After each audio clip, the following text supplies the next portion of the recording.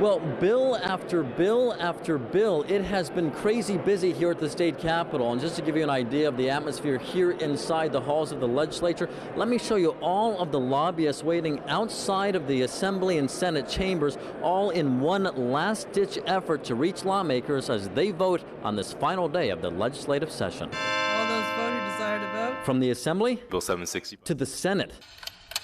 The pressure is on at the state capitol as lawmakers work to beat the midnight deadline to get their bills to the governor's desk.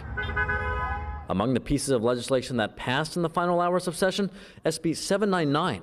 It would allow employees on strike for more than 2 weeks to qualify for state-funded unemployment insurance benefits. Burbank Senator Anthony Portantino authored the bill. We want to protect those workers who are out there on strike, and we want to give them some hope so they can put food on their table, and California should step up and appreciate its workers. But just this week, Governor Gavin Newsom spoke about the bill. While he would not say whether he plans to sign or veto it, he did express concerns it could be unaffordable for the state's unemployment insurance fund, aka the UI fund. He says already is not in good shape. The UI fund is growing. The deficit, it's growing. $20.3 billion in just the next few months. And I think one has to be cautious about that. One bill that just made it to the governor's desk would guarantee 5 paid sick days for all employees in California, marking an increase from the current minimum of 3 paid sick days. The California Chamber of Commerce expressed concerns the bill could hurt small businesses, but bill author Lena Gonzalez argues her proposal is a good thing for everyday employees. A huge victory, again, for all workers. It's a really wonderful opportunity to get 2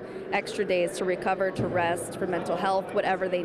Then there are bills the governor already signed, including the Bridge Act. It formally ends California's travel ban, prohibiting state-funded travel to 26 states some believe have enacted anti-LGBTQ+ policies.